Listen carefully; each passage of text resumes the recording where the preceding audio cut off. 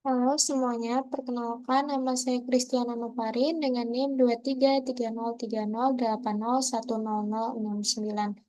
Di sini saya akan memaparkan untuk tugas video anatomi klinik kardiovaskular dengan dosen pengampu Dr.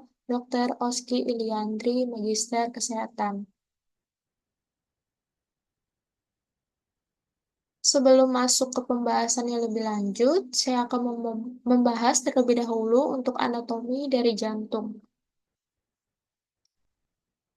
Jantung itu berada dalam rongga toraks di area mediastinum, di ruang anterparu, dan terdiri dari sisi apeks intercostalis 5 dan basal yang berada di costalis 2. Jantung itu terdiri dari 3 lapisan, yaitu perikardium, miokardium, dan endokardium.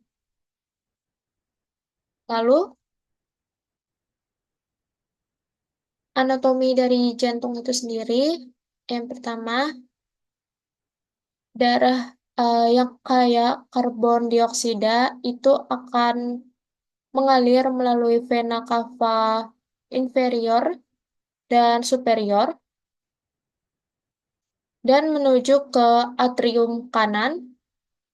Darah ini itu berasal dari seluruh tubuh yang telah melepaskan oksigen dan mengambil karbon dioksida dari jaringan. Kemudian darah dari atrium kanan ini yang darah kaya akan karbon dioksida itu masuk ke ventrikel kanan melalui katup trikuspid. Katup ini mencegah darah mengalir balik ke atrium saat ventrikel kanan berkontraksi. Kemudian, ventrikel kanan itu akan memompa darah yang kaya akan karbon dioksida ini melalui katup pulmonalis menuju ke arteri pulmonalis. Dari sini darah itu mengalir menuju ke paru-paru. Kemudian, eh, pada paru-paru, darah dalam arteri pulmonalis akan melepaskan karbon dioksida dan mengambil oksigen melalui proses difusi di alveoli. Karbon dioksida ini dibuang melalui proses pernapasan, sementara oksigen itu diserap ke dalam darah.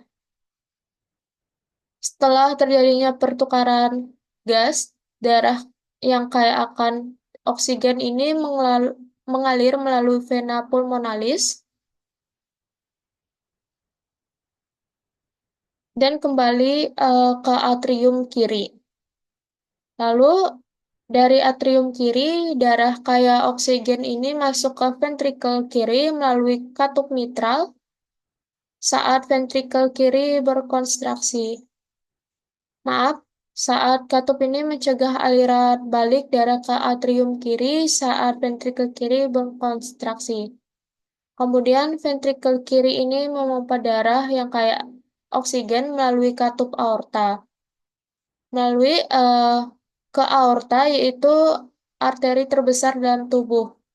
Aorta ini akan mendistribusikan darah kaya oksigen ke seluruh tubuh melalui arteri yang bercabang dari aorta, termasuk ke organ dan jaringan. Lalu setelah darah itu melepaskan oksigen dan mengambil karbon dioksida dari jaringan tubuh, darah kembali ke vena cava dan siklus ini akan berulang. Kemudian pada gambar satunya, sama seperti yang di sebelah, di sini saya akan menjelaskan untuk gambar yang kedua.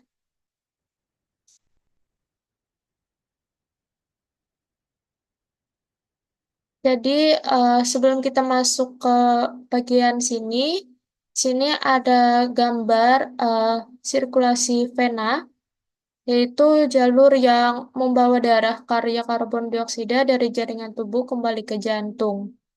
Darah ini mengalir dari kapiler jaringan masuk ke vena kecil, lalu vena yang lebih besar, dan akhirnya ke vena cava.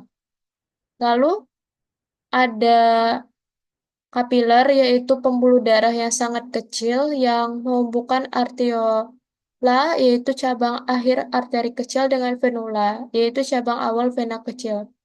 Kapiler ini membentuk jaringan yang luas di seluruh jaringan tubuh, memungkinkan pertukaran gas, nutrisi, dan limbah antara darah dan sel-sel tubuh. Kemudian ada sirkulasi vena, yaitu jalur yang membawa darah karya karbon dioksida dari jaringan tubuh kembali ke jantung. Darah itu mengalir dari kapiler jaringan masuk ke vena kecil, lalu vena yang lebih besar dan akhirnya ke vena cava. Lalu pada gambar yang di sebelahnya terdapat eh, seperti jaring-jaring, ini adalah kapiler jaringan. Di kapiler jaringan itu darah arteri yang kaya oksigen itu mengalir ke jaringan tubuh dan sel-sel menggunakan oksigen ini untuk metabolisme dan menghasilkan energi. Jadi proses metabolisme ini menghasilkan karbon dioksida sebagai produk sampingan yang kemudian dilepaskan dari sel-sel ke dalam darah di kapiler. Darah yang sekarang kaya karbon dioksida kemudian dikumpulkan oleh pembuluh darah vena kecil yang membawanya ke vena yang lebih besar hingga akhirnya mencapai jantung bagian kanan. Lalu pada bagian karbon dioksida ini itu dibawa dalam darah menuju jantung kanan yang akan diangkut terutama dalam bentuk ion bikarbonat, yaitu HCO3- yang terbentuk melalui enzim karbonat antihidrase dalam darah. Karbon dioksida ini membuat darah lebih asam dalam menurunkan pH darah. Jadi tubuh secara otomatis itu mengatur kadar karbon dioksida dengan mempercepat atau memperlambat pernapasan sesuai kebutuhan. Lalu pada bagian jantung kanan ini, darah yang kaya akan karbon dioksida dari tubuh itu masuk ke atrium kanan melalui vena cava superior dan juga inferior.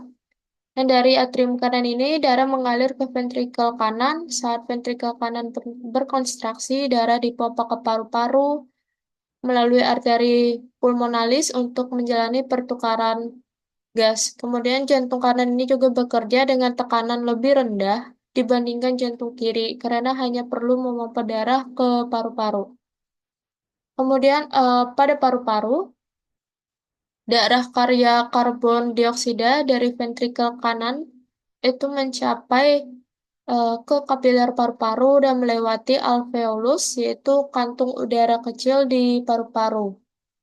Di alveolus ini, karbon dioksida berdifusi keluar dari darah ke dalam udara di alveolus untuk kemudian dikeluarkan dari tubuh melalui pernapasan.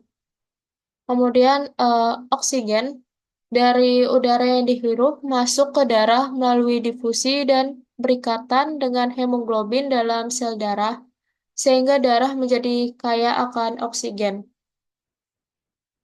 Kemudian setelah darah itu mengambil oksigen dari paru-paru, oksigen ini diikat oleh hemoglobin di dalam sel darah merah dan siap untuk disalurkan ke seluruh tubuh melalui jantung kiri. Regulasi kadar oksigen dalam darah penting itu untuk menjaga jaringan tubuh tetap mendapat pasokan oksigen yang cukup, khususnya saat aktivitas meningkat. Lalu, eh, darah yang kaya akan oksigen dari paru-paru itu masuk ke atrium kiri melalui vena pulmonalis, kemudian mengalir ke ventrikel kiri. Saat ventrikel kiri ini berkontraksi, darah dipompa dengan kekuatan tinggi ke seluruh tubuh melalui aorta dan arteri sistemik. Kemudian jantung kiri ini memompa darah dengan tekanan yang lebih tinggi dibandingkan jantung kanan untuk memastikan bahwa darah beroksigen dapat mencapai seluruh organ dan jaringan tubuh termasuk yang jauh dari jantung. Lalu setelah dicerna ke dalam lambung, nutrisi dari makanan itu diserap ke dalam aliran darah melalui kapiler di dinding usus. Darah yang kaya nutrisi ini mengalir melalui vena porta hepatica menuju ke hati untuk diproses dan juga untuk disimpan.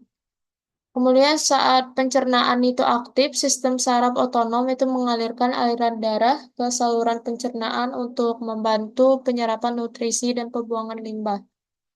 Lalu eh, hati ini menerima darah dari vena porta hepatica dan arteri hepatika. Kemudian hati itu mengatur kadar glukosa juga dalam darah, menyimpan kelebihan nutrisi, memproduksi protein penting, dan mendoksifikasi zat berbahaya. Darah dari hati ini kemudian mengalir keluar melalui vena hepatika ke vena cava inferior untuk kembali ke jantung kanan. Ini memastikan bahwa darah itu telah diproses dan dibersihkan dulu sebelum diedarkan kembali ke dalam tubuh. Kemudian ada ginjal juga, yaitu ginjal ini menyaring darah untuk membuang produk limbah seperti urea, yaitu untuk menjaga keseimbangan elektrolit dan cairan, serta untuk mengatur tekanan darah. Ginjal ini juga turut membantu menjaga keseimbangan pH darah dengan mengeluarkan atau menyerap ion bikarbonat dan hidrogen. Setelah disaring, darah yang telah bersih keluar dari ginjal melalui vena renal untuk kembali ke sirkulasi utama itu menuju ke jantung kanan. Kemudian di sini ada kapiler jaringan perifer, yaitu tempat di mana oksigen dan nutrisi dari darah diserap oleh sel-sel tubuh, sementara karbon dioksida dan produk limbah dilepaskan ke dalam darah. Kemudian setelah bertukar zat, darah vena yang sekarang kaya karbon dioksida bergerak dari kapiler menuju pembuluh vena yang lebih besar, dan akhirnya kembali ke jantung kanan. Lalu, darah dari kapiler perifer itu kembali ke jantung kanan lagi melalui vena cava superior dan inferior. Setelah itu, siklus sirkulasi ini akan berulang-ulang, di mana darah kaya karbon dioksida itu dipompa ke paru-paru untuk dibersihkan, mengambil oksigen, dan dikirimkan kembali ke seluruh tubuh melalui jantung kiri. Kemudian ada 4 penyakit pada kardiovaskular yang akan dibahas. Yang pertama ada gagal jantung, kedua patelodoactylis arteriosus, yang ketiga ventricular atau atrial septal defect, dan yang keempat adalah tetralogy Fallot. Yang pertama, di sini saya akan membahas gagal jantung. Jadi, definisi dari gagal jantung itu sendiri merupakan keadaan di mana jantung tidak lagi mampu memompa darah dalam jumlah yang memadai ke jaringan untuk memenuhi kebutuhan metabolisme tubuh, yaitu forward failure, atau kemampuan tersebut hanya dapat terjadi dengan tekanan pengisian jantung yang tinggi, yaitu backward failure, atau dapat pula keduanya. Manifestasi klinis dari gagal jantung itu gejalanya ada yang tipikal, kurang tipikal, tandanya ada yang spesifik, dan juga kurang tipikal. Pertama, saya akan membahas terlebih dahulu dari sesak napas pada gejala tipikal. Jadi dyspnea itu atau sesak napas merupakan gejala utama dari gagal jantung itu sendiri, terutama saat seseorang itu beraktivitas atau saat berbaring. Dapat terjadi juga akibat penumpukan cairan di paru-paru, yaitu pulmonary congestion. Kemudian yang kedua ada ortopnea, yaitu kesulitan bernapas saat berbaring. Juga dapat diatasi dengan posisi duduk ataupun juga berdiri. Kemudian ada paroksimal nocturnal dyspnea, yaitu PND ini yaitu serangan sesak napas yang terjadi secara mendadak saat tidur. Kemudian ada toleransi aktivitas yang berkurang, yang dimana pasien itu biasanya merasa lebih cepat lelah dan tidak dapat melakukan aktivitas yang sebelumnya dapat dilakukan tanpa merasakan ada masalah. Ini biasanya disebabkan oleh penurunan curah jantung yang menyebabkan kurangnya suplai oksigen ke jaringan. Lalu ada cepat lelah, dan juga bengkak di pergelangan kaki. Jadi bengkak di pergelangan kaki itu karena ada penumpukan cairan di jaringan yang sering terlihat di ekstremitas bawah, disebabkan oleh adanya retensi cairan akibat peningkatan tekanan venosa. Kemudian untuk tanda spesifiknya, yang pertama ada peningkatan jugular venosus pressure, yaitu tingginya tekanan vena jugularis yang terlihat pada pemeriksaan fisik, yaitu menunjukkan gagal jantung kanan atau peningkatan volume darah. Kedua, ada reflux hepatojugular, eh, yaitu saat tekanan itu diberikan pada perut yang menunjukkan disfungsi jantung kanan juga. Lalu ada suara jantung S3 yaitu gallop, yaitu terdengar selama auskultasi, menunjukkan peningkatan volume darah dan ketidaknormalan pengisian ventrikel. Lalu ada apex jantung bergeser ke lateral. Biasanya ini karena perubahan posisi apex jantung yang disebabkan oleh pembesaran ventrikel kiri. Biasanya terasa pada palpasi. Kemudian ada bising jantung, suara tambahan atau abnormal yang terdengar selama siklus jantung. Ini dapat terjadi akibat regurgitasi katup atau aliran darah yang abnormal. Lalu ada gejala pada di kurang tipikal, ada batuk di malam atau dini hari, mengih atau wheezing, ya. Lalu ada berat badan bertambah, itu lebih dari 2 kg per minggu. Kalau ada berat badan turun, biasanya ini pada gagal jantung stadium lanjut. Kemudian ada perasaan kembung atau begah, nafsu makan menurun, perasaan bingung, terutama pasien usia lanjut, depresi, berdebar, dan juga sampai pingsan. Jadi pingsan ini biasanya karena kehilangan kesadaran yang dapat terjadi akibat penurunan perfusi cerebral. Ada kurang tipikal juga, yaitu edema perifer. Edema perifer itu adalah penumpukan cairan di ekstremitas bawah yang seringkali terlihat pada pasien dengan gagal jantung. Kemudian ada krepitasi pulmonal, yaitu suara berdesir yang terdengar saat auskultasi paru. Itu menunjukkan adanya cairan pada area paru-paru. Lalu ada suara pekak di basal paru pada perkusi, adanya akumulasi cairan dalam paru, kemudian takikardia, nadi irregular, nafas cepat, heaptomegali. Heaptomegali ini itu adalah pembesaran hati yang terjadi akibat kongesti vena, terutama pada gagal jantung kanan. Lalu ada asites eh, di penumpukan cairan di rongga perut akibat peningkatan tekanan dalam vena portal, yaitu kaheksia, yaitu penurunan berat badan dan kehilangan massa otot akibat malnutrisi yang sering terjadi pada gagal jantung lanjut. Kemudian ada patofisiologi dari gagal jantung itu sendiri. Pertama-tama dimulai dari disfungsi miokard, yaitu amimiokarditis.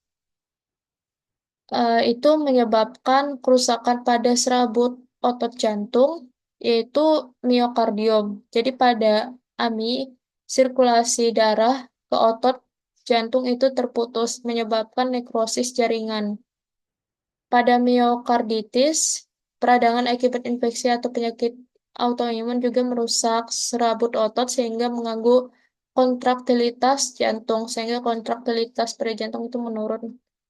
Lalu, akibatnya terjadi penurunan kemampuan jantung untuk memompa darah, mengakibatkan penurunan curah jantung.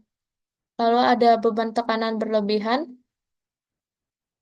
Jadi, tekanan yang berlebihan di sirkulasi sistemik, misalnya karena ada hipertensi, meningkatkan beban sistolik pada ventrikel kiri.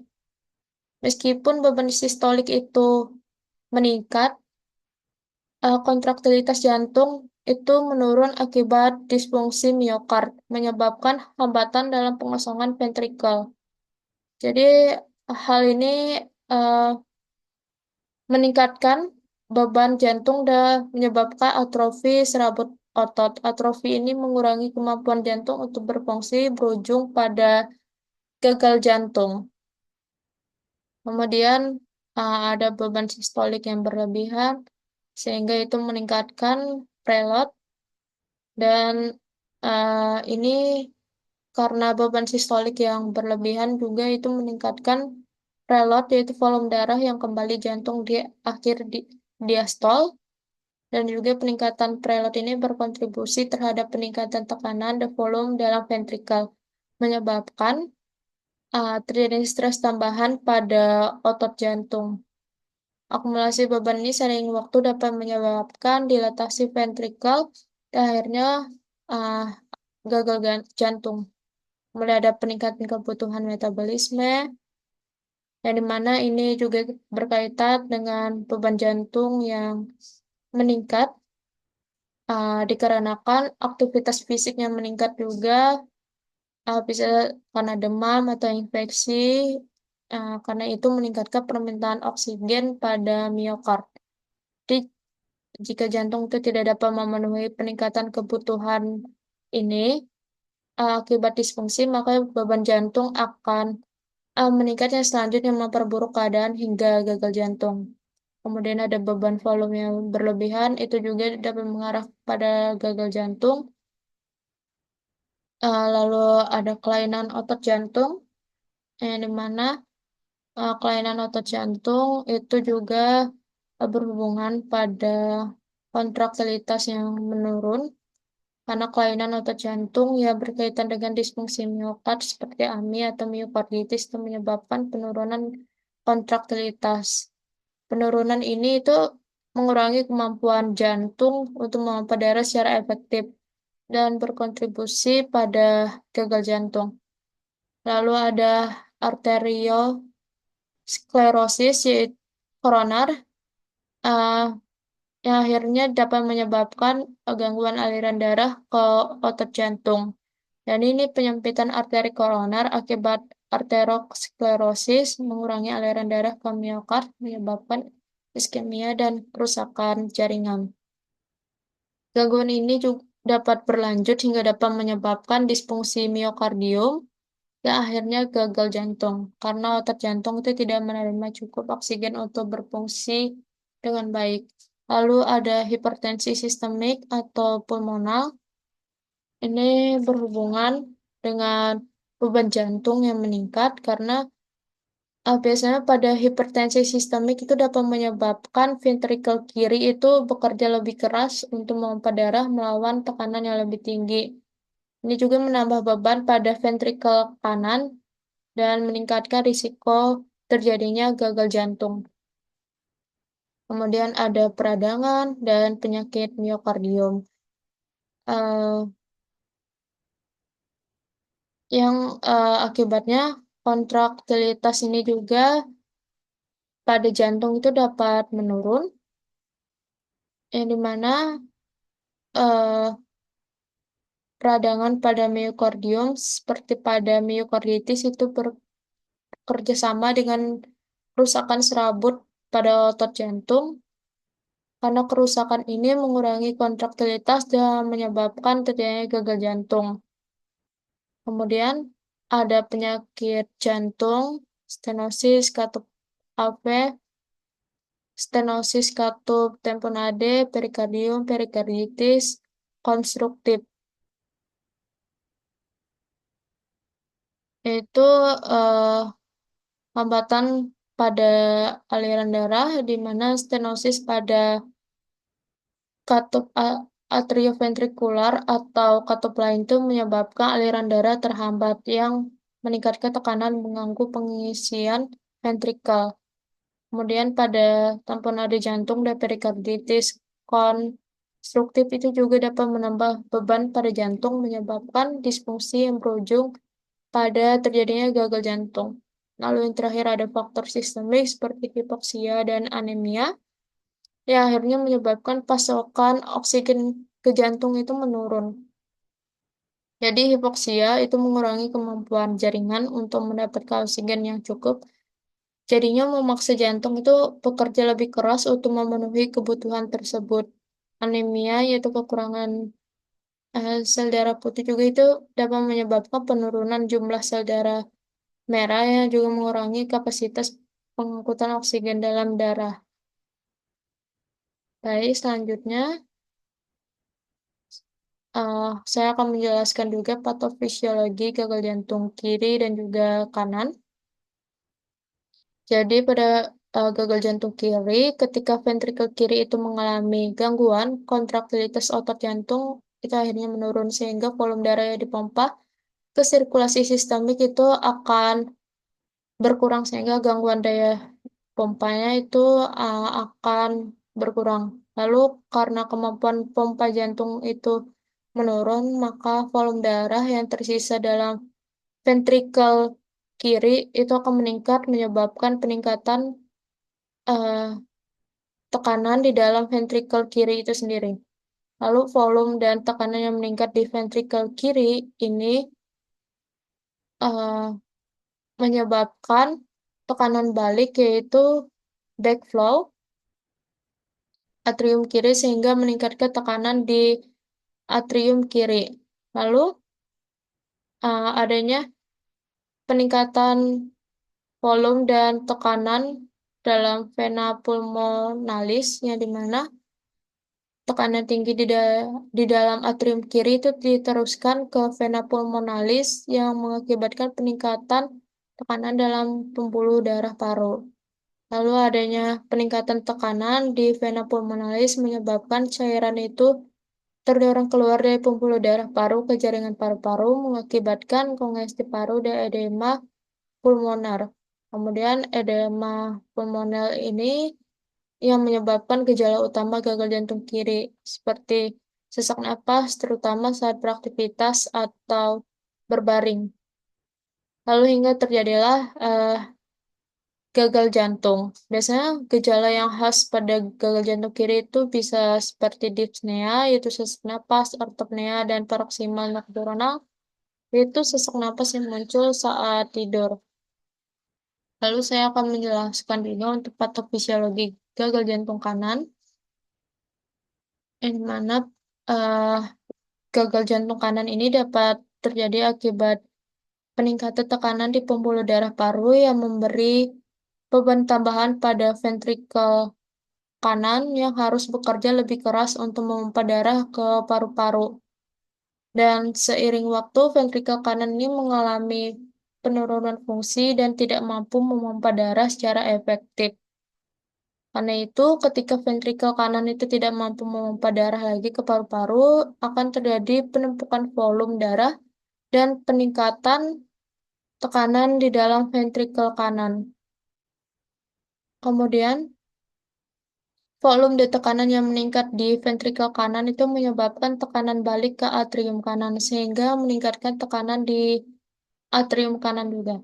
Lalu, peningkatan tekanan di atrium kanan dan vena cava itu menyebabkan terjadinya hambatan aliran balik darah dari vena-vena sistemik menuju jantung.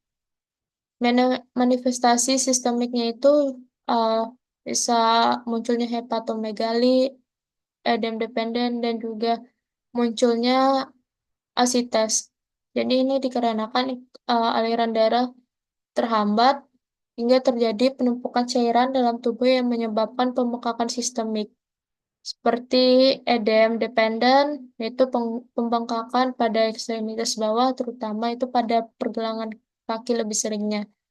Yaitu hepatomegali juga pembesaran hati, asites, menumpukan cairan di rongga perut, dan pada akhirnya akan menyebabkan gagal jantung kanan. Jadi gejala yang khas pada gagal jantung kanan itu juga bisa seperti edem perifer, yaitu bengkak pada kaki, asites, pembesaran hati, dan nyeri pada perut.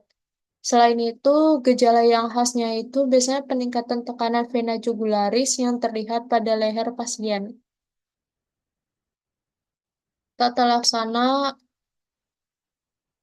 non-farmakologi pada pasien ini yang pertama ada manajemen perawatan mandiri, yaitu eh, manajemen yang upaya yang dilakukan pasien untuk menjaga stabilitas kondisi fisik dan hindari faktor risiko yang dapat memperburuk kondisi gagal jantung. perawatan mandiri itu juga memainkan peran penting dalam keberhasilan pengobatan jangka panjang dengan manfaat yang dapat meningkatkan gejala, kapasitas fungsional, dan kualitas hidup pasien.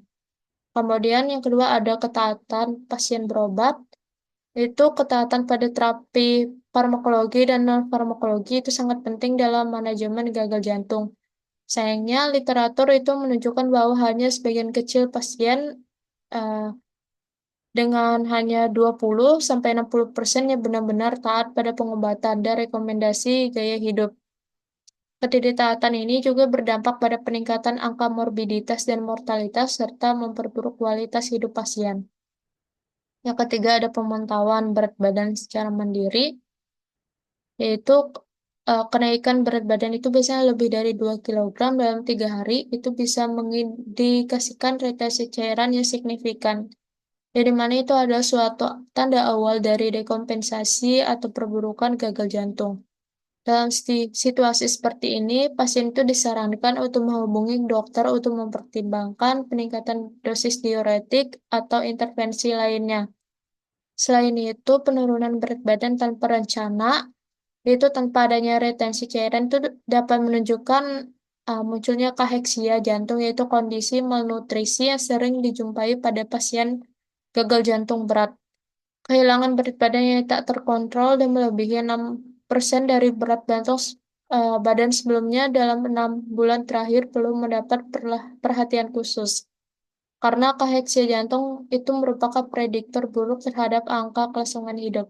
Lalu yang keempat ada asupan cairan, yaitu uh, pada pasien gagal jantung itu pembatasan asupan cairan itu benar-benar harus dibatasi sekitar 1,5 sampai 2 liter.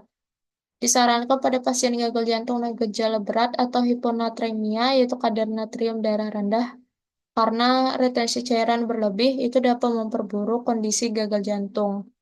Namun pada pasien dengan gejala ringan hingga sedang, pembatasan cairan itu tidak menunjukkan keuntungan klinis yang signifikan. Kemudian yang kelima ada latihan fisik, yaitu latihan fisik secara rutin itu direkomendasikan untuk semua pasien gagal jantung kronik yang stabil. Aktivitas fisik yang teratur itu dapat meningkatkan kapasitas fungsional, kualitas hidup, dan memperkuat otot-otot tubuh, termasuk otot jantung. Program latihan fisik ini dapat dilakukan baik di rumah sakit maupun di rumah, sesuai dengan preferensi dan kemampuan pasien. Kemudian, saya akan membahas pada tata laksananya secara farmakologi. Jadi tujuan pengobatan farmakologi pada gagal jantung kronik itu yang pertama pada prognosis itu untuk menurunkan mortalitas, yang kedua morbiditas untuk meringankan gejala dan tanda, memperbaiki kualitas hidup, menghilangkan edem dan retensi cairan, meningkatkan kapasitas aktivitas fisik, mengurangi kelelahan dan sesak napas, mengurangi kebutuhan rawat inap, menyediakan perawatan akhir hayat, dan yang ketiga ada pencegahan, yaitu timbulnya kerusakan miokard, perburukan kerusakan miokard, remodeling miokard, timbul kembali gejala dan akumulasi cairan, dan juga yang terakhir rawat inap. Kemudian untuk obat-obatnya yang bisa diberikan pada pasien gagal jantung yaitu ada angiotensin, converting enzyme inhibitors yaitu ACI, seperti enalapril, lisinopril itu berperan dalam menghambat enzim yang mengonversi angiotensin 1 menjadi angiotensin 2, yaitu hormon yang memiliki efek vasokonstriktor. Dengan menghambat pembentukan angiotensin 2, ACE inhibitor itu menurunkan tekanan darah, mengurangi resistensi vaskular, serta menurunkan beban jantung. Itu overload. Yang kedua yaitu penyekat beta, yaitu beta blockers seperti metoprolol, bisoprolol, dan juga carvedilol bekerja dengan cara menghambat reseptor beta adrenergik di jantung dan pembuluh darah. Ini mengurangi efek stimulasi simpatis yang berlebihan, sehingga menurunkan frekuensi denyut jantung dan mengurangi beban kerja jantung. Lalu yang ketiga ada antagonis aldosteron, seperti spironolactone, alprazolam, yang bekerja dengan menghambat efek aldosteron. Itu hormon yang meningkatkan retensi natrium dan air serta menyebabkan pembentukan jaringan parut di jantung. Dengan menghambat aldosteron ini, obat ini membantu mencegah retensi cairan, mengurangi volume darah, serta memperbaiki struktur dan fungsi jantung. Antagonis aldosteron ini juga sangat efektif dalam mengurangi mortalitas pada pasien gagal jantung yang sudah menggunakan ACE inhibitor dan penyekat beta. Lalu yang keempat ada angiotensin receptor blockers, yaitu AARB, seperti losartan, valsartan, yang digunakan sebagai alternatif bagi pasien yang tidak toleran terhadap ACE inhibitor. ARB ini bekerja dengan menghambat reseptor angiotensin 2, sehingga mengurangi vasokonstriksi dan efek retensi cairan yang diinduksi oleh angiotensin 2. Efek ARB mirip dengan ACE inhibitor dalam menurunkan tekanan darah, mengurangi beban jantung, serta memperbaiki fungsi jantung. Lalu, yang kelima ada hydralazin dan isosorbit dinhidrat, yaitu HISDN. Kombinasi hydralazin dan isosorbit dinitrat ini diberikan terutama pada pasien gagal jantung yang tidak toleran terhadap ACE inhibitor atau ARB. Hydralazin bekerja sebagai vasodilator arteri mengurangi afterload, sehingga isosorbit dinitrat adalah vasodilator vena yang mengurangi preload. Kombinasi ini efektif dalam mengurangi gejala gagal jantung. Lalu yang keenam ada digoxin, adalah obat yang bekerja dengan meningkatkan kontraktilitas jantung, seperti inotropik positif, melalui peningkatan konsentrasi ion kalsium di dalam sel-sel otot jantung. Obat ini membantu memperbaiki gejala pada pasien dengan gagal jantung yang tidak sepenuhnya terkontrol oleh terapi lain. Yang ketujuh ada diuretik seperti furosemid, bumetanid, yang berfungsi untuk mengurangi kelebihan cairan tubuh, sehingga meringankan gejala edem dan sesak napas pada pasien gagal jantung, dengan meningkatkan ekskresi natrium dan air melalui ginjal. Diuretik membantu mengurangi volume darah, menurunkan tekanan pada jantung, dan mengurangi kongesti pulmonal, serta edem perifer. Diuretik ini tidak memiliki efek langsung pada mortalitas, tetapi sangat penting dalam mengontrol gejala gagal jantung. Kemudian saya akan membahas penyakit jantung yang kedua, yaitu patent ductus arteriosus. Di sini saya akan menampilkan video.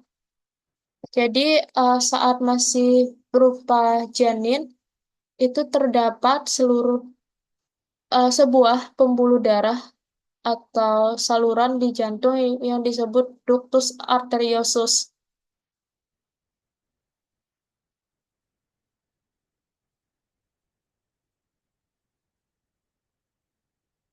Nah, di sini ada ductus arteriosus yang menghubungkan dua arteri utama, yaitu aorta dan arteri pulmonalis. Paru-paru itu tidak digunakan saat janin dalam kandungan, karena janin itu langsung mendapat oksigen melalui plasenta ibu. Ductus arteriosus ini mengalirkan darah dari paru-paru dan mengirimnya ke seluruh tubuh.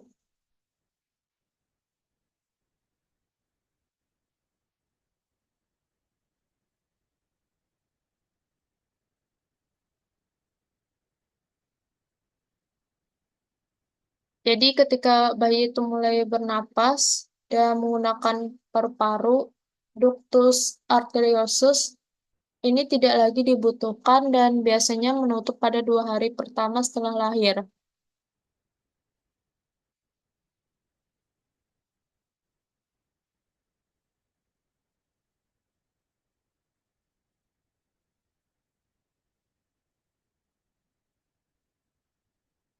Nah, tetapi ada kondisi di mana ductus itu tidak berhasil menutup, yang di sini ada tertera namanya, yaitu disebut dengan patent, yang di mana artinya terbuka, dan juga uh, ductus arteriosus atau yang disingkat PDA.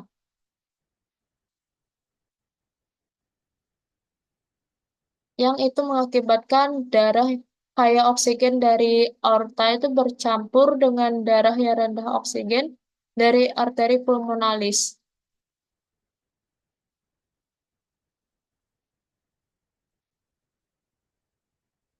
Dan akhirnya hasilnya itu terlalu banyak aliran darah pada paru-paru yang membuat tekanan pada jantung dan meningkatnya tekanan darah pada arteri pulmonalis.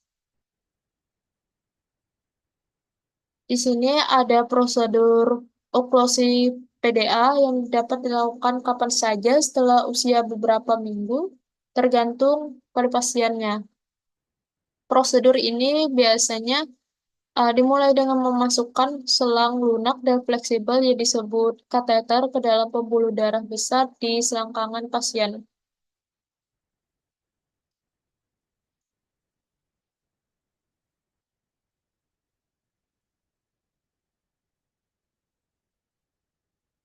Nah, dokter itu akan mengarahkan kateter melalui pembuluh darah ke jantung, kemudian gambar X-ray PDA yang disebut angiogram itu akan diambil, sehingga PDA itu dapat diukur.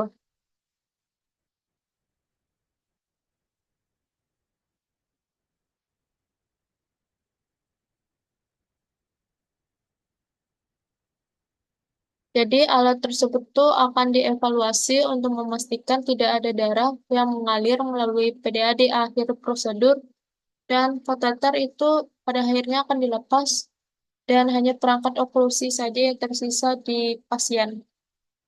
Biasanya penyebab dari PDA ini tidak diketahui. Kondisi genetik itu umumnya bisa mempengaruhi, dan PDA ini lebih umum ditemui pada bayi prematur dan pada anak perempuan 2 kali lebih beresiko dibanding anak laki-laki. PDA itu juga umum terjadi pada bayi dengan neonatal respiratory distress syndrome, bayi dengan kelainan genetik seperti Down syndrome, dan bayi yang ibunya terinfeksi rubella selama kehamilan. Pada kebanyakan kasus bayi dengan PDA dan tidak disertai kelainan jantung, PDA itu akan menutup dan menghilang dengan sendirinya dalam beberapa hari kehidupannya. Beberapa PDA yang tidak menutup dengan sendirinya itu akan terus tampak saat anak menginjak usia 1 tahun. Pada bayi prematur, PDA lebih cenderung untuk tetap membuka, khususnya jika bayi mengalami masalah paru-paru. Ketika ini terjadi, dokter akan mempertimbangkan tindakan untuk menutup PDA. Jadi kita sendiri pun itu akan terlahir dengan pembuluh darah, yaitu ductus arteriosus ini.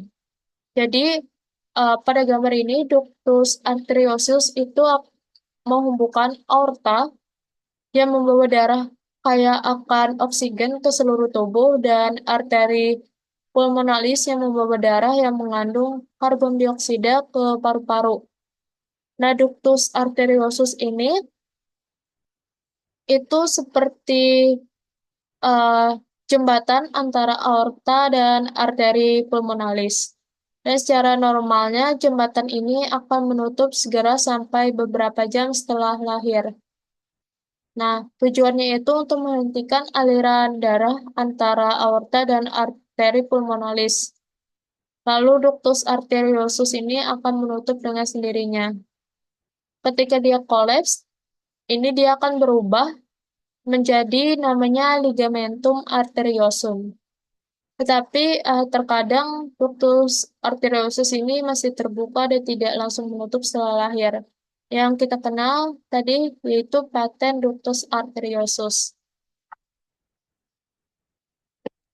Manifestasi klinis pada eh, penyakit ini yaitu ada asimptomatik pada PDA, PDA kecil, yaitu jika pada PDA kecil aliran darah yang melewati shunt itu mungkin tidak signifikan, sehingga tidak menimbulkan gejala. Kondisi ini sering ditemukan secara tidak sengaja pada pemeriksaan medis rutin. Yang kedua, yaitu napas cepat atau sesak napas secara terus-menerus. Yaitu ini dikarenakan peningkatan aliran darah ke paru-paru yang dapat menyebabkan kongesti paru dan peningkatan kerja pernapasan, sehingga anak terlihat sering bernapas cepat atau mengalami kesulitan bernapas. Kemudian ada denyut jantung cepat, yaitu beban kerja yang meningkat pada jantung kiri karena aliran darah tambahan dari paru-paru itu dapat menyebabkan jantung berkompensasi dengan meningkatkan frekuensi denyut untuk mempertahankan aliran darah yang cukup ke tubuh. Lalu biasanya pada pasien PDA itu biasanya mudah lelah. Nah, anak dengan PDA seringkali mudah lelah, terutama saat aktivitas fisik atau menyusui. Karena jantung itu harus bekerja lebih keras untuk mengatasi beban ekstra pada aliran darah yang berlebihan ke paru-paru. Lalu ada menyusut tidak lancar, sering berhenti di tengah-tengah. Bayi dengan PDA besar seringkali mengalami kesulitan saat menyusu karena kelelahan dan kesulitan bernapas. Mereka sering berhenti di tengah-tengah karena merasa lelah dan mungkin memerlukan waktu lebih lama untuk makan. Kemudian ada sering menderita radang saluran pernapasan berulang. Ini dapat menyebabkan kongesti dan memudahkan infeksi pada saluran pernapasan berulang seperti bronkitis atau pneumonia. Lalu berkeringat saat menangis atau makan, di mana keringat berlebihan terutama saat menangis atau makan, itu tanda bahwa bayi sedang mengalami peningkatan kerja jantung dan pernapasan. Ini biasanya usaha untuk mendinginkan diri akibat kerja jantung yang meningkat. Lalu yang terakhir, berat badan sulit naik. Peningkatan kebutuhan energi akibat usaha pernapasan saat aktivitas jantung yang tinggi itu dapat menghambat penambahan berat badan pada bayi dengan PDA. Dia akhirnya mengalami keterlambatan pertumbuhan atau bisa juga gagal tumbuh. Patofisiologi dari PDA itu sebelumnya terbagi menjadi dua, yaitu sebelum ligasi dan juga setelah ligasi. Jadi ligasi itu apa? Ligasi itu adalah prosedur medis atau bedah yang digunakan untuk menutup atau mengikat suatu struktur tubuh, biasanya pembuluh darah atau saluran tertentu, agar aliran cairan seperti darah itu akan berhenti. Dalam konteks paten ductus arteriosus ini, ligasi dilakukan untuk menutup ductus arteriosus yang tetap terbuka setelah lahir. Ini mencegah aliran darah abnormal antara aorta dan arteri pulmonalis. Dapat terlihat di sini pada patofisiologi, pada gambar bagian A. Jadi ini adalah gambar patofisiologi PDA sebelum ligasi. Pertama-tama, eh, terjadinya peningkatan aliran darah pulmonalis. Ini karena adanya pirau kiri ke kanan, sebagian besar darah dari aorta dialihkan ke paru-paru yang mengakibatkan peningkatan aliran darah pulmonalis. Hal ini meningkatkan tekanan pada arteri pulmonalis dan dapat menyebabkan hipertensi pulmonal bila berlangsung dalam jangka waktu yang lama. Lalu, uh, adanya penurunan afterload dalam ventrikel kiri. Jadi, piru kiri ke kanan itu menyebabkan darah dari aorta mengalir kembali ke sirkulasi pulmonalis yang mengurangi tekanan terhadap ventrikel kiri. Ini dikenal sebagai penurunan afterload ventrikel kiri. Ini dikenal juga yang berarti jantung tidak harus memompa darah dengan tekanan tinggi ke sirkulasi sistemik, karena sebagian besar darah itu dialihkan ke paru-paru. Lalu aliran darah yang kembali ke atrium kiri melalui vena pulmonalis ini meningkat akibat aliran balik dari pirau PDA. Hal ini menyebabkan peningkatan volume darah yang masuk ke ventrikel kiri yaitu preload. Peningkatan preload ini dapat mengakibatkan dilatasi ventrikel kiri dan atrium kiri, karena ventrikel kiri harus menampung volume darah yang lebih besar untuk dipompa kembali ke sirkulasi sistemik. Lalu terjadinya peningkatan aliran darah pulmonal dan preload ventrikel kiri secara bertahap menyebabkan dilatasi atrium kiri dan ventrikel kiri. Jika kondisi ini berlangsung lama, jantung itu harus bekerja lebih keras untuk memompa darah, yang lama-kelamaan dapat menyebabkan gagal jantung kiri. Kemudian, eh, di sini ada patofisiologi PDA setelah dilakukan ligasi. Jadi, yang pertama, setelah ligasi PDA, aliran viral dari aorta ke arteri pulmonalis itu akan terhenti, sehingga darah itu pada pulmonalis langsung menurun. Ini dapat membantu mencegah peningkatan tekanan pada sirkulasi pulmonalis dan menurunkan risiko hipertensi pulmonal. Lalu ada peningkatan afterload pada ventrikel kiri, ya di mana ventrikel kiri itu tidak lagi kehilangan darah ke arteri pulmonalis dan harus mengatasi peningkatan afterload untuk memompa darah ke seluruh tubuh melalui sirkulasi sistemik. Ini bisa menjadi tantangan juga, terutama bagi bayi prematur atau jantung yang sebelumnya mengalami dilatasi dan pembesaran.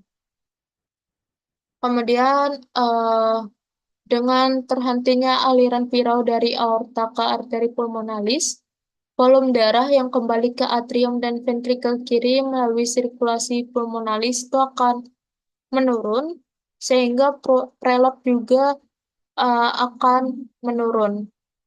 Hal ini berarti volume darah yang masuk ke ventrikel kiri berkurang dibandingkan kondisi sebelum ligasi. Perubahan mendadak ini dalam kondisi pembebanan itu dapat menyebabkan disfungsi ventrikel kiri pada bayi prematur atau pasien dengan jantung yang belum matang. Jantung mungkin itu tidak mampu mengimbangi perubahan ini secara tiba-tiba, secara berisiko mengalami disfungsi ventrikel kiri. Kemudian, adanya peningkatan afterload pada ventrikel kiri itu bisa membatasi aliran darah koroner yang dapat menyebabkan hipoperfusi miokardium dan disfungsi jantung lebih lanjut. Selain itu, penurunan curah jantung akibat disfungsi ventrikel kiri juga dapat mengakibatkan hiperperfusi pada jaringan tubuh lainnya yang dapat memperburuk kondisi klinis pasien. Kemudian edukasi. Yang pertama, edukasi kondisi penyakit penyebab, perjalanan klinis penyakit, dan tata laksana yang akan dikerjakan. Jelaskan pada pasien, karena PDA ini, pengertian PDA itu apa saja, bisa dijelaskan seperti kondisi jantung bawaan, yang dimana ductus arteriosus yang biasanya menutup setelah kelahiran, itu tetap terbuka yang akhirnya menyebabkan aliran darah tambahan dari aorta ke arteri pulmonalis. Ini dapat meningkatkan aliran darah ke paru-paru dan meningkatkan beban jantung.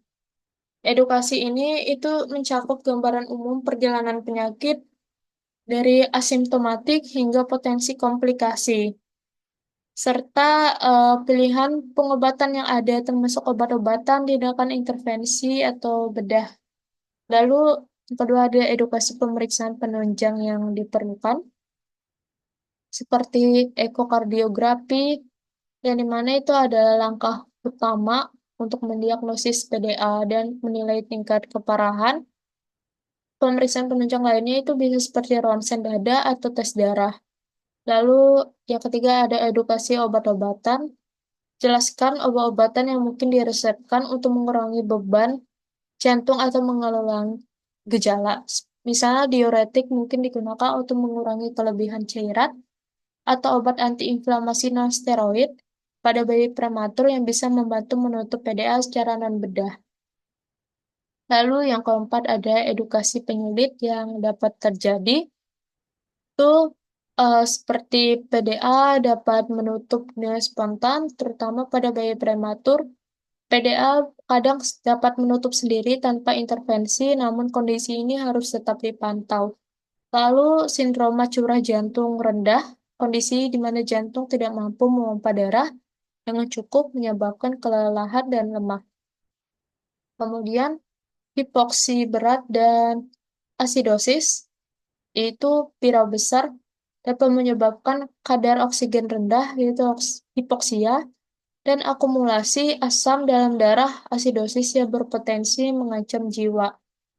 Lalu bisa juga kematian untuk komplikasi serius yang lebih eh, tinggi juga. Lalu ada efusi perikardial atau pleura, yaitu penumpukan cairan di sekitar jantung atau eh, paru-paru. Lalu yang kelima ada edukasi tentang perawatan sehari-hari seperti pembatasan cairan, pembatasan garam, dan juga mencegah infeksi. Jadi, kenapa garam itu harus dibatasi? Karena dapat membantu mencegah retensi cairan yang dapat membebani jantung. Dan yang keenam, ada edukasi, tindakan intervensi, organ bedah atau bedah yang mungkin diperlukan. Seperti prosedur kateterisasi atau bedah, mungkin diperlukan tergantung pada ukuran juga efek PDA.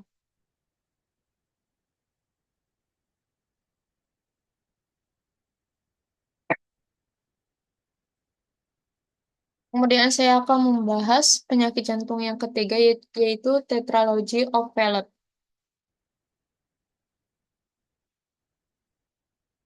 Jadi tetralogy itu sendiri merupakan kelainan jantung bawaan yang memengaruhi aliran darah normal di jantung bayi.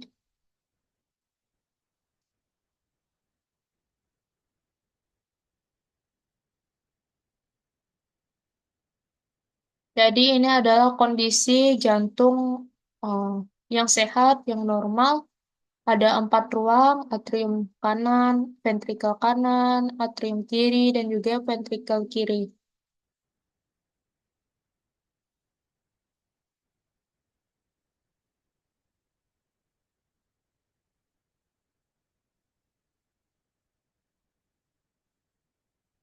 Dari eh, darah yang miskin oksigen itu mengalir ke atrium kanan setelah mengantarkan oksigen ke tubuh.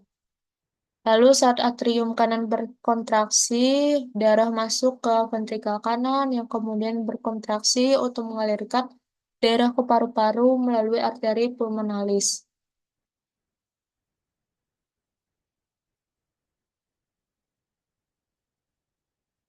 Di paru-paru ini darah mengambil oksigen lalu mengalir ke atrium kiri.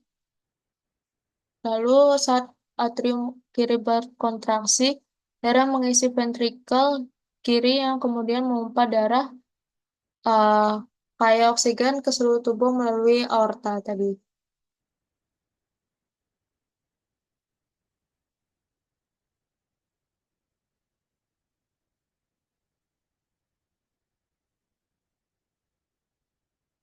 Jadi di sini tetralogy Fallot, ya di mana kondisi kelainan jantung itu mempunyai 4 masalah utama.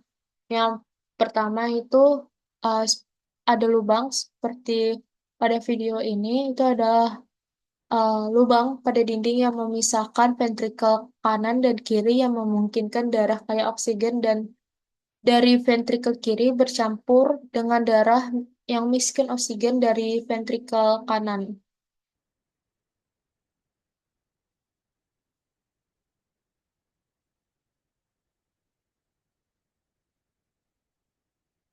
Kemudian ada overreading aorta.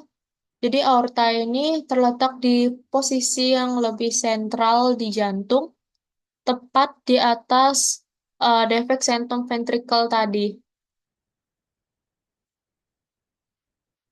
Jadi hal ini itu memungkinkan darah dari kedua ventrikel mengalir langsung ke aorta, yang akibatnya sebagian darah yang miskin oksigen itu dapat mengalir ke tubuh.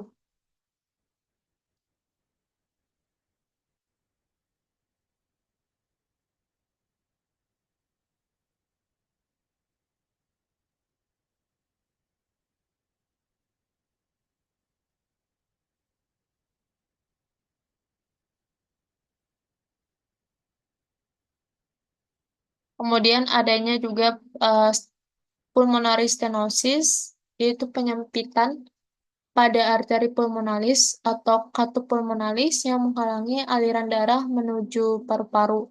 Penyempitan ini menyebabkan berkurangnya aliran darah ke paru-paru untuk mengambil oksigen.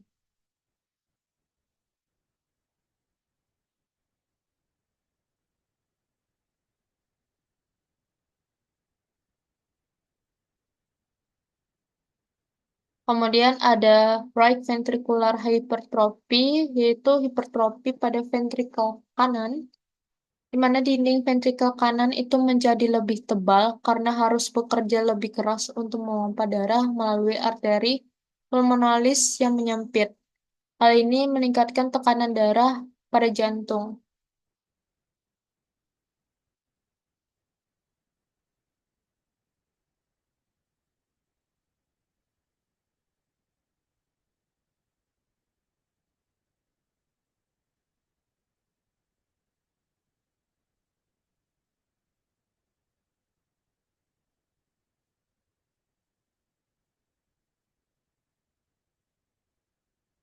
Nah, jadi karena gabungan dari keempat masalah tadi, itu membuat aliran oksigen ke tubuh bayi itu menjadi kurang optimal, yang dapat menyebabkan sianosis atau bayi biru.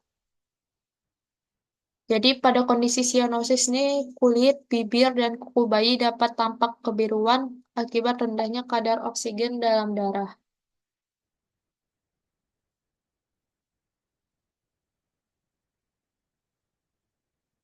Di sini ada patofisiologi dari tetralogy of Fallot. Yang pertama adalah terpaparnya faktor endogen dan juga eksogen. Jadi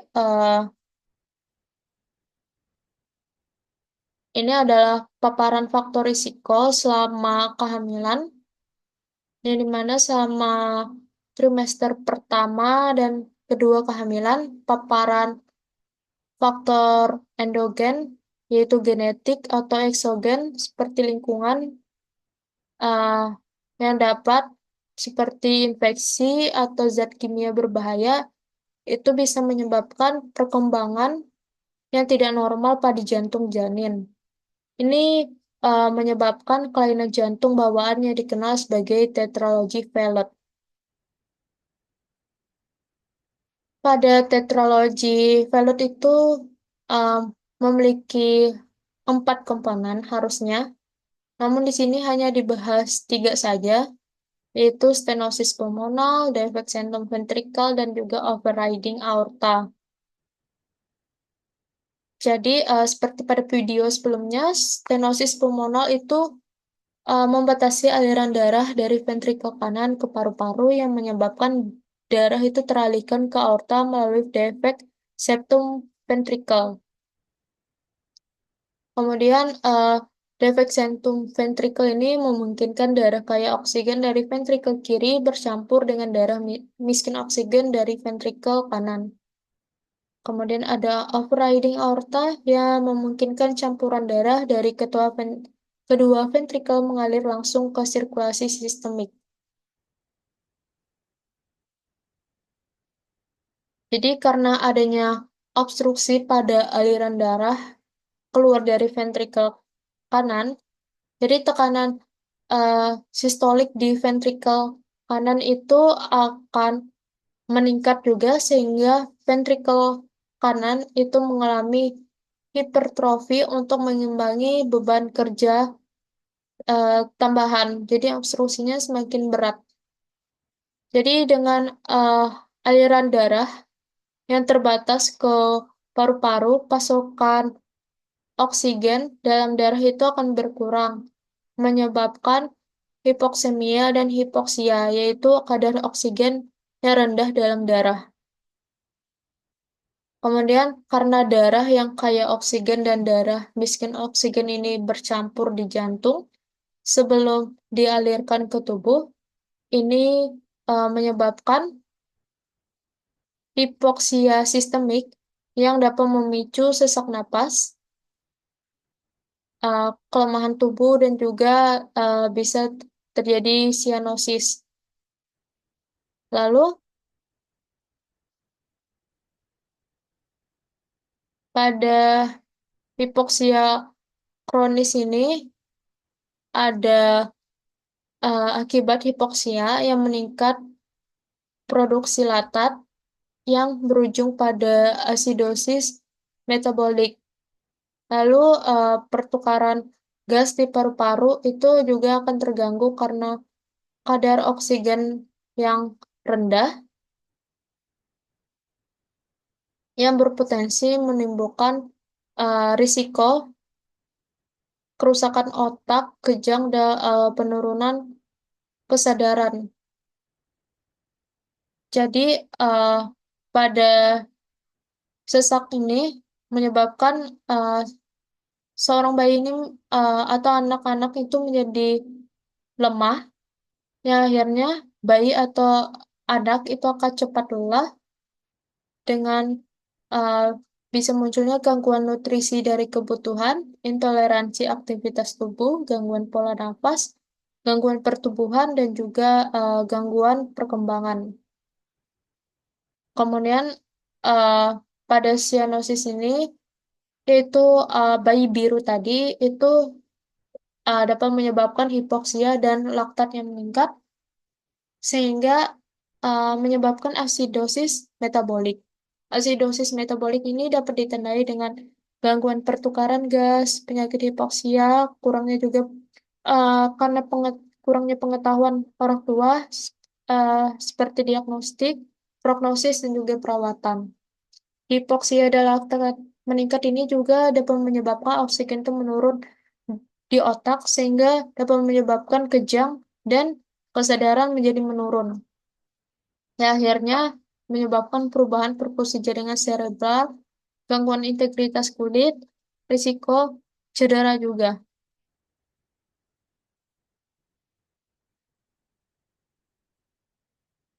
Kemudian dari asidosis metabolik ini juga dapat terjadi kompensasi yang terbagi menjadi dua, yaitu polisitemis dan juga jangka panjang sirkulasi, yang dimana polisitemis ini pada trombosis itu dapat menyebabkan embolisme paru dan juga dapat menyebabkan perdarahan kolateral.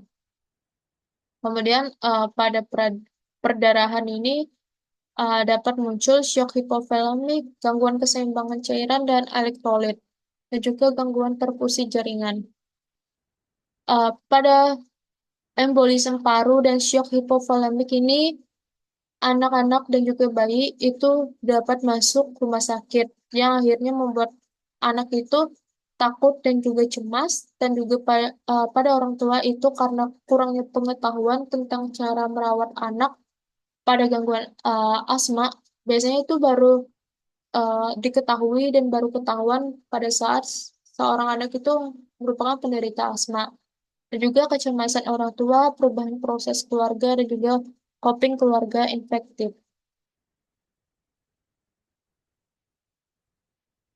Kemudian saya akan membahas penyakit yang keempat, yaitu ventricular atau atrial septal defect. Jadi defek septum ventricle atau juga bisa kita sebut ventricular atau atrial septal defect atau juga bisa disingkat sebagai VSD, itu merupakan cacat bawaan yang terjadi akibat adanya hubungan abnormal antara dua ventrikel jantung.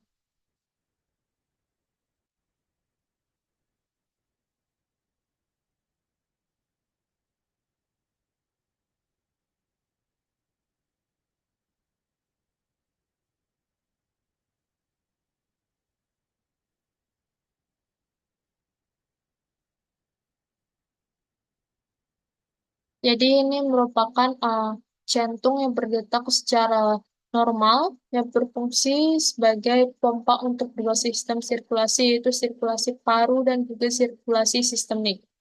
Sirkulasi paru itu membawa darah yang miskin oksigen dan kaya karbon dioksida ke paru-paru, di mana daerah tersebut kemudian menjadi kaya oksigen dan juga miskin karbon dioksida.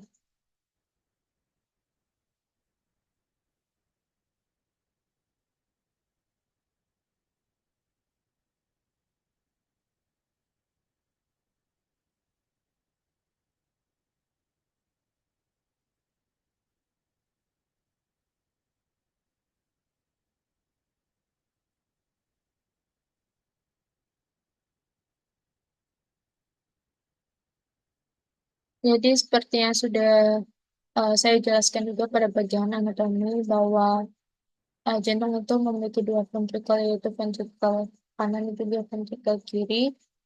Ada juga septum, yaitu dinding yang memisahkan dua ventrikel ini.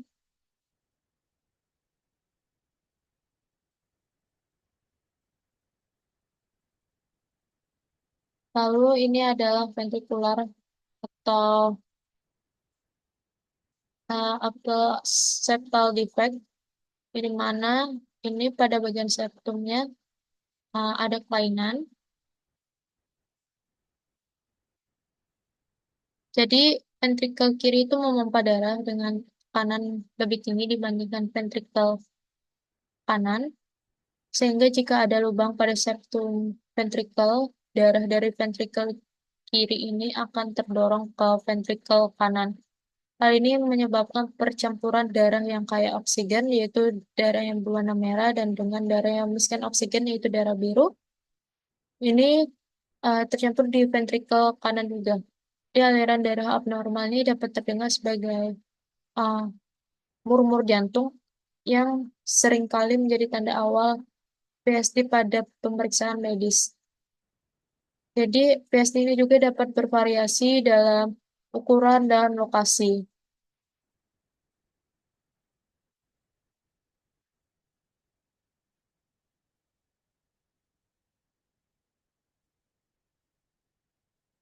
Ya, jadi PSD yang lebih kecil tuh mungkin tidak menimbulkan masalah dan seringkali menutup dengan sendirinya seiring waktu.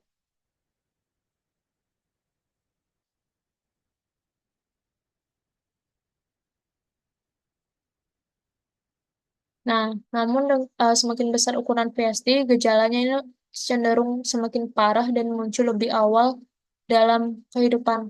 Jadi gejala yang paling umum itu meliputi sesak napas, kesulitan menambah berat badan, berkeringat saat makan, dan seringnya infeksi saluran pernapasan.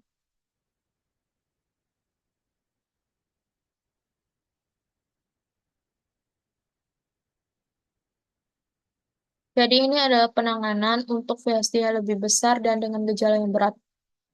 Penanganan ini merupakan tindakan bedah untuk menutup defek tersebut. Prosedur ini melibatkan pemasangan sepetak bahan yang dijahit untuk menutup lubang pada septum ventrikel. Setelah itu, jaringan jantungnya akan tumbuh di atas tambalan atau jahitan sehingga menutup defek secara permanen. Dan ini merupakan gambar bagaimana ventricular septum dan juga ventricular septal defect leads to abnormal circulation.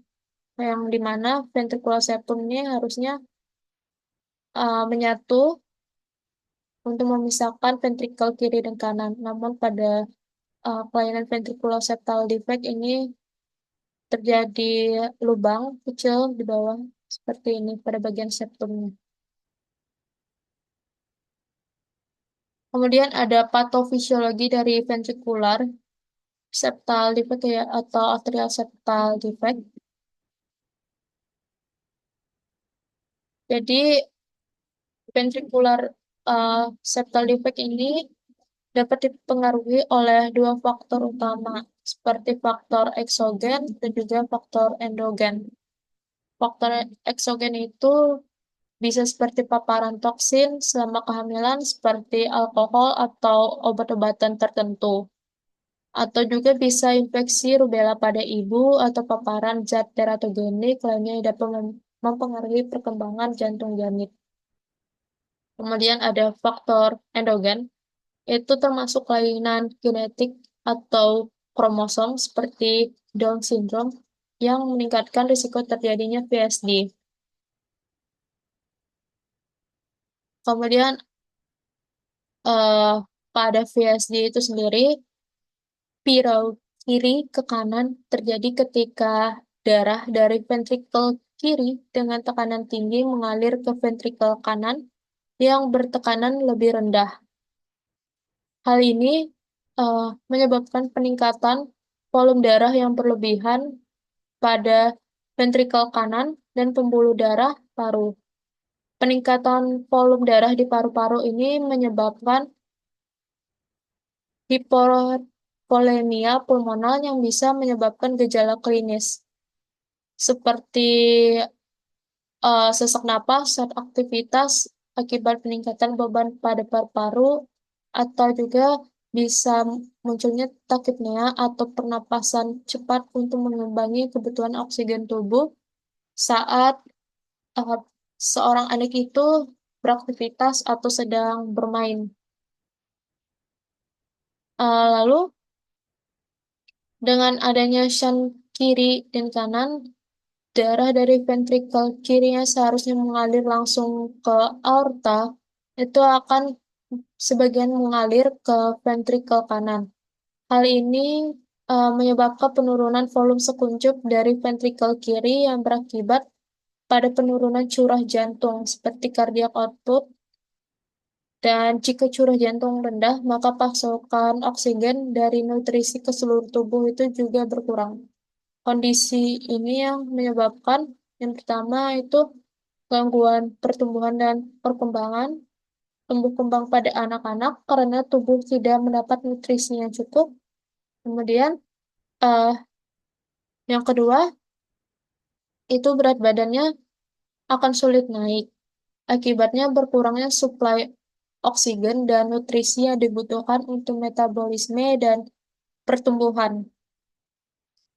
Lalu eh, hipertensi pulmonal dan hipertrofi ventrikel kanan itu ketika volume darah di ventrikel kanan dan paru-paru itu meningkat terus-menerus. Akan terjadinya hipertensi pulmonal sehingga tekanan tinggi di pembuluh darah paru ini akan menyebabkan hipertrofi eh, ventrikel kanan, yaitu penebalan otot pada ventrikel kanan untuk mengatasi beban kerja yang meningkat.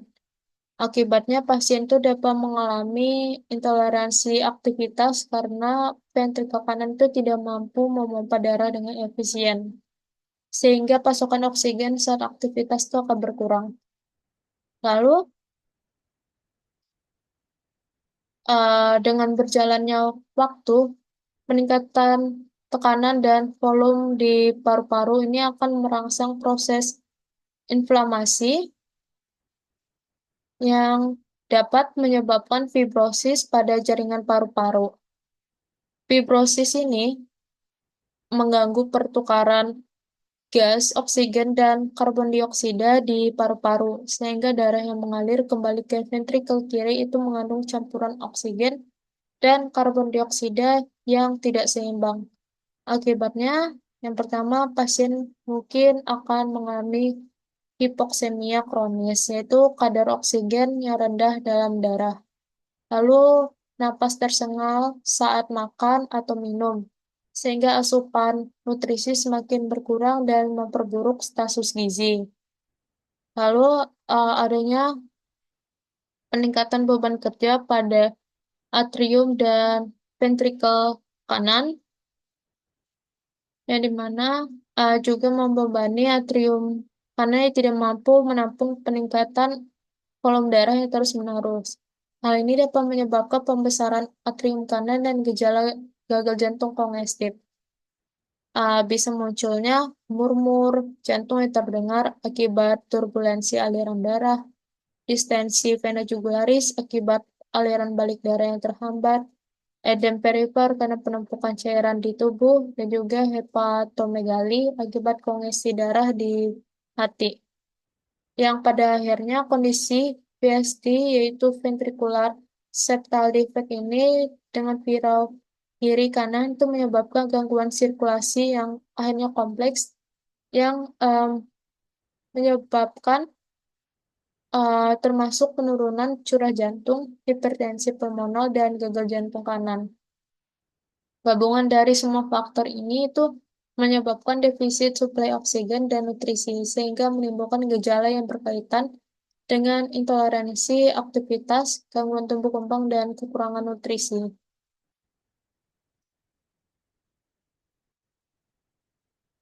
Selanjutnya ada terapi untuk PSD.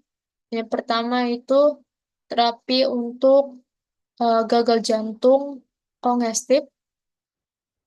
Itu eh, bisa dengan tujuan mengurangi beban kerja jantung, memperbaiki aliran darah, dan meningkatkan fungsi jantung. Terapi ini dapat meliputi yang pertama, diuretik.